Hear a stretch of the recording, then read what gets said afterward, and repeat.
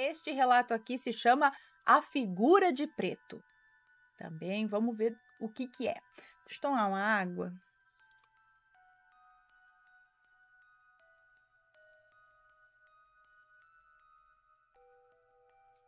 Vamos lá.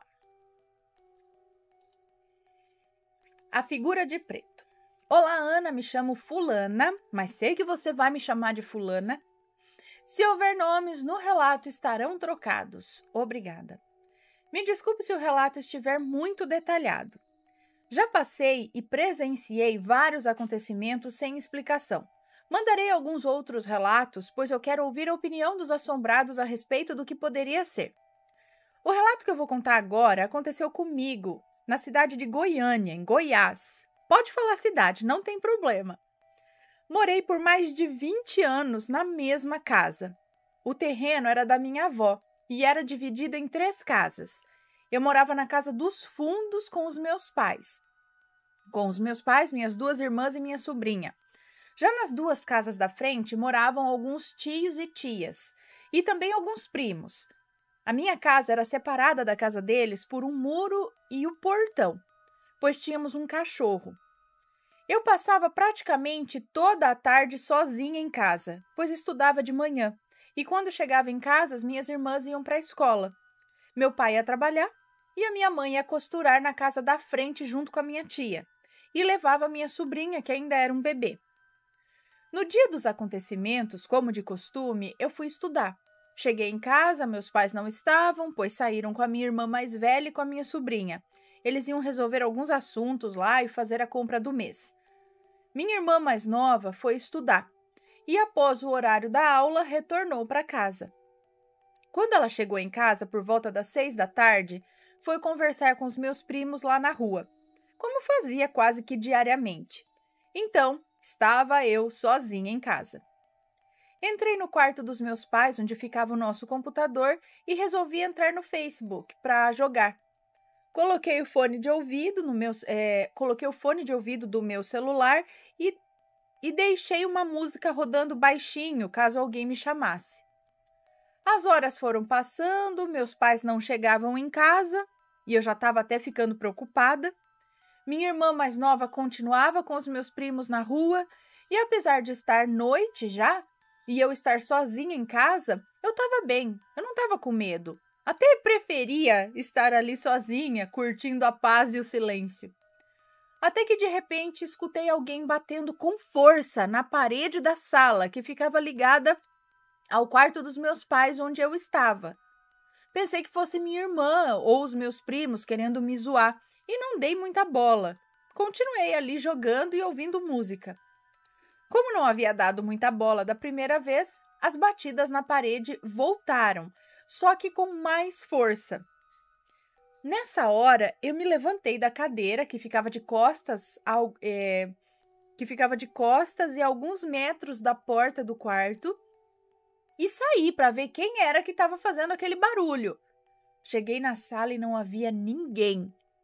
Olha, eu tô me arrepiando enquanto eu escrevo. Só de lembrar o que eu passei aquele dia me dá vontade de chorar, Ana. Bom, voltei para o quarto, coloquei os fones e continuei jogando no computador. Mas depois de alguns segundos, eu ouvi os barulhos de batida de novo.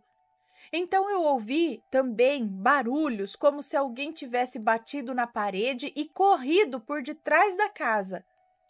Saí novamente do quarto e não havia ninguém na sala. Acendi as luzes do quintal, vasculhei o quintal inteiro. Não tinha ninguém, Ana. Pensei que pudesse ser o cachorro que correu pelo quintal.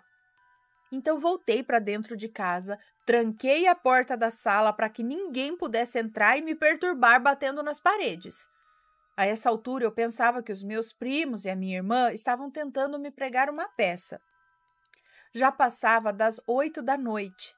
Entrei no quarto dos meus pais, deixei a porta do quarto aberta, voltei para o computador. Coloquei os fones e continuei ali. Uns 2 minutos depois, eu senti como se alguém tivesse chegado próximo ao meu ouvido e cochichado alguma coisa comigo, sabe? Eu senti aquele ar quente e o vento que sai da boca da pessoa bem na minha orelha esquerda. E seja lá quem for, fez psiu, Ana, na hora, eu virei para o lado, olhei para trás, tirei os fones e andei na casa inteira procurando alguém que pudesse estar ali. A partir desse momento, eu comecei a ficar assustada. Como não havia ninguém, eu voltei para o quarto, pensando que talvez pudesse ter sido coisa da minha cabeça.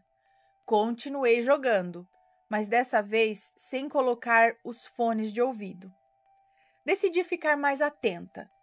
Segundos depois, eu ouvi novamente, de forma clara, quando alguém atrás de mim disse: "Ei, Psyu!"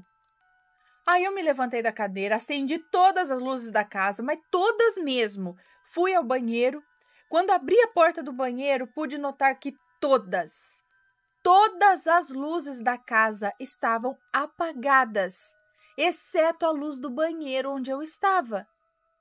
Aí eu corri do banheiro em direção ao quarto, tranquei a porta do quarto dos meus pais, me sentei na cadeira, já não conseguindo nem mais prestar atenção no jogo, e apenas alguns segundos depois eu voltei a ouvir bem atrás de mim: "Ei, Psyu!" Aí eu gelei, não olhei mais para trás e pensei que se eu ignorasse, aquilo pararia. Mas não, aquilo continuou insistindo, dizendo: "Ei, Psyu!"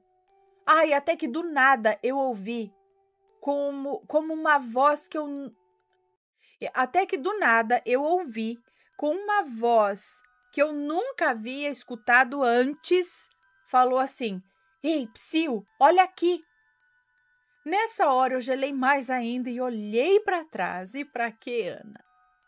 Ana, quando eu olhei na direção daquela voz, apenas a uns 2 metros de mim, eu vi como se fosse uma pessoa, um homem, alto, de uns 2 metros, mas eu não consegui ver o rosto. Estava todo de preto, com uma capa preta, um chapéu preto, luvas pretas e parecia flutuar ao lado da porta do quarto. Aquilo durou assim uma fração de segundos e minha reação foi correr. Deixei meu celular na mesa do computador, saí correndo, destranquei a porta do quarto, a porta da sala, sequer tive tempo de fechar. Eu corri em desespero para a rua. Meus primos estavam lá sentados na calçada junto com a minha irmã. Quando eles me viram, pararam de conversar e notaram que eu estava realmente muito apavorada. Eu estava sem ar, tremendo, com a voz falhando, quase chorando. Até que aos poucos eu consegui contar para eles o que havia acontecido. E eles acreditaram em mim. Também ficaram com cara de assustados. Eu pedi para que alguém fosse comigo até em casa para que eu pudesse pegar o meu celular e falar com os meus pais. Ver se eles iam demorar. E também trancar a porta da casa que acabou ficando aberta no meio daquela correria. Todos os meus primos, que eram 5, e a minha irmã foram comigo até em casa. Peguei o celular, trancamos a casa e fui para a rua com eles. Fiquei lá aguardando os meus pais chegarem. Mais tarde fiquei sabendo que, do nada, o pneu do carro que os meus pais estavam furou numa rua com muito mato por perto. Ele foi trocar o pneu e acabou sendo picado por uma lacraia e tiveram que passar num posto de saúde. E você acha que terminou? No outro dia eu fui estudar. Contei para uma colega que não acreditou muito em mim, mas disse que talvez pudesse ser o coisa ruim querendo me atormentar. Voltei para casa, meu pai trabalhando, minhas irmãs estudando, minha mãe na casa da minha tia. Eu estava sozinha em casa de novo, mas era de dia, né? Então eu almocei e depois me deitei no sofá, que ficava em frente ao corredor que dava acesso aos quartos e ao banheiro. Até que do nada eu pude ouvir: "Ei, Psyu, olha aqui." Aí já dá vontade de falar: vá te lascar, meu, o que você quer? Escreve um papel logo aí, ou para de chamar, ou fala tudo de uma vez, né? Já tô perdendo paciência com o fantasma.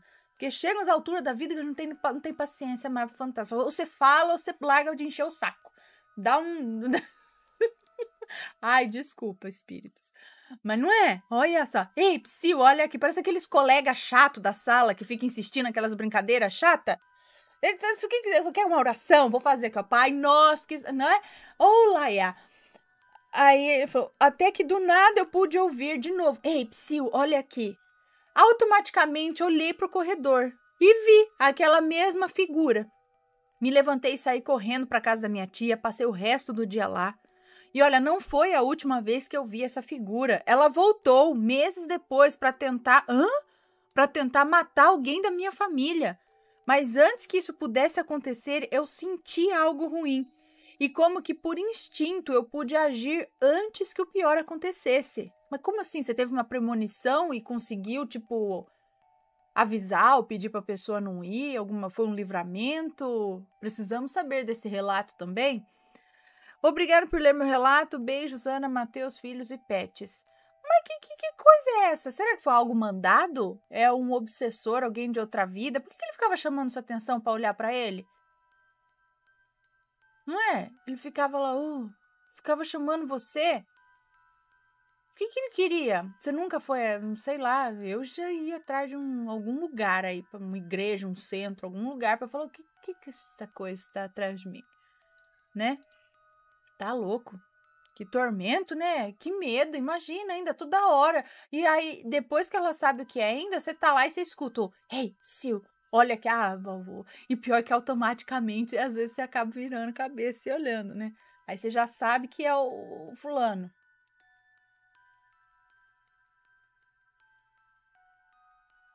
Então ele não tava querendo... Como você sabe que é ele que quis causar um acidente ou alguma coisa assim? Então ele não tá querendo ajuda, ele é alguém que tá atormentando mesmo.